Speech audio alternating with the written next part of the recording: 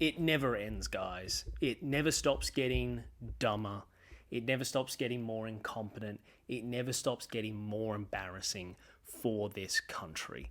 Ladies and gentlemen, the Liberal Party has taken the final step towards complete irrelevancy for the next decade and a half, and they have officially dropped their party's commitment to net zero by 2050. So we all kind of saw this coming. When the Nationals jumped ship officially on net zero, it became clear that the Liberal Party was probably going to get dragged down with them. This is the exact same play that the Nats rolled out when it came to The Voice, and how before the Liberal Party had an official position, the Nats came out and opposed it, hence making it incredibly difficult for the Libs to actually come to any decision other than aligning themselves with the Nats. And they've decided to do that again for the sake of the coalition, it seems, and keeping things together for the next 3 years. The Liberal Party has been hooked and dragged to the right once again. But we can't blame this entirely on the Nats, because looking at the actual numbers within the Liberal Party room when it comes to this decision to move away from net zero, it's clear that just like the Nationals, the Liberal Party itself is full of some of the weirdest fucking nutters in this country. So just to be clear, what we have today is actually a confirmation of policy. The party room meeting to decide whether or not to move away from net zero was yesterday. And just to let you guys know, according to the ABC, the numbers that we have on that meeting yesterday, when it comes to how members of the Liberal Party voted, or rather spoke, in favour of one position or the other when it came to net zero, was that 28 members of the Liberal Party spoke against keeping a commitment to net zero in the Liberal Party's platform. 4 were undecided and didn't speak either way, and 17 were in favour of keeping a commitment to net zero. So it was fairly overwhelming, the Liberal Party room's decision to give up on net zero. So what Susan Ley and Dan Tehan came out and actually talked about today was what the Liberal Party is going to do going forward, and that is they will no longer have any commitment in their party platform to achieve net zero. Instead, they will aim to lower power prices by whatever means necessary, and they will take what they are calling, and they use this term so much, a technology-agnostic approach to providing the best energy provision outcomes for Australians, which really doesn't mean anything. Basically, they're indifferent to whatever the method is. They want to get power prices down, whether that is from, supporting new renewables, or through what is much more likely, extending the life of coal power stations and fossil fuels. Basically, whatever the means it takes, let's make energy generation in this country cheaper. And it seems that the compromise that has been reached with more moderate Liberals is that they are not going to prevent backbenchers from speaking out in favour of net zero, which seems, at least from my opinion, the most meaningless bone to throw to the moderate MPs, which really means nothing. On top of that, Susan has made a very interesting claim, and that is that even though they are not going to actively try to achieve net zero, that if by just opening up the market and letting the market do whatever it wants, by some miracle, they do hit net zero by 2050, that would be a good outcome. So there is a recognition in this whole policy shakeup that yes, achieving net zero is a good thing, but we're not going to take any steps to actually ensure that it happens. I think the best way to think about it, and David Littleproud came out and was giving a press conference about this shift in policy and how happy he is that the Libs are going to come in line with the Nats. The whole pitch is basically, look, climate change is definitely real, but Australia isn't even 1% of the world's population. We shouldn't rush towards net zero. It doesn't really matter, and what we need to focus on is just finding a way to make electricity as cheap as possible, regardless of what the climate impacts are. And look, they'll disagree with that characterization, I'm sure, and say, no, there is still a willingness and a intent to get emissions down, but I can't, at least in my opinion, I cannot believe that. In my opinion, I can't.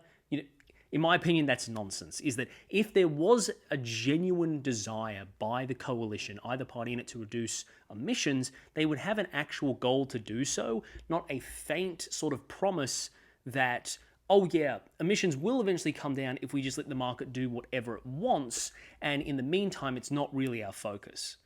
If there was any lesson to be taken away from the last election, the one held just this year, just a couple of months ago, it's the fact that the problem that the Liberal Party has is that they have nothing to offer the future of Australia.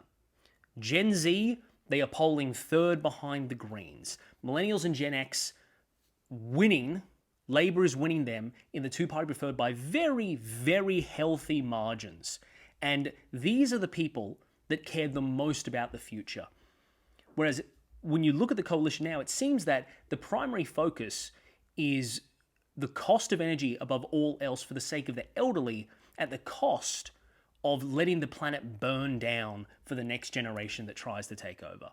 And look, some Nationals voter is going to say something to the effect of, oh, we're not like a leading polluter. What real difference does it make if Australia is moving towards like net zero or not? You can't take that approach with a global catastrophe.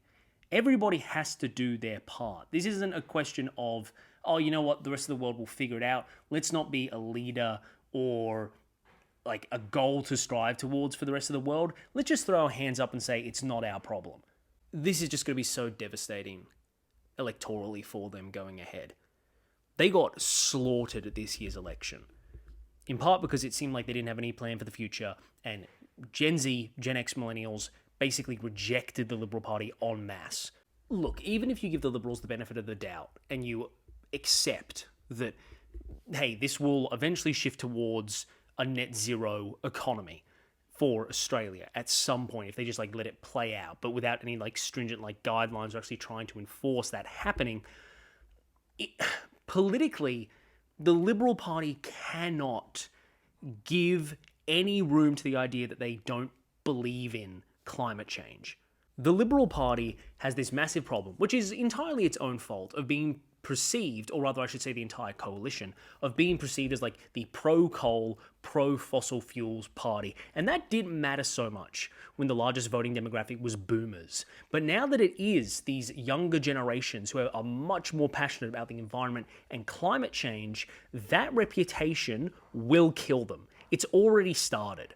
One thing you never want to do in politics, something you should always avoid, is giving ammunition to your enemies and in any way playing into the negative stereotypes about your party. Labor is the perfect example. Throughout history, if they've made even a single misstep on the economy, it suddenly, through the help of very biased media, becomes imprinted in everyone's mind that Labor cannot handle the economy, and it has destroyed them more than once. That, for the Liberals now, is the issue of climate change and climate denial. Malcolm Turnbull understood that when he tried to get the National Energy Guarantee through. Scott Morrison understood that when he came up with the Liberal Party's first initial commitment to net zero. And may I say, he forced the Nationals' hand on it. Say what you will about Scott Morrison and his incredibly concerning, sketchy, awful period in government, he adopted a commitment to net zero by 2050 and then told the Nationals to deal with it. And they did.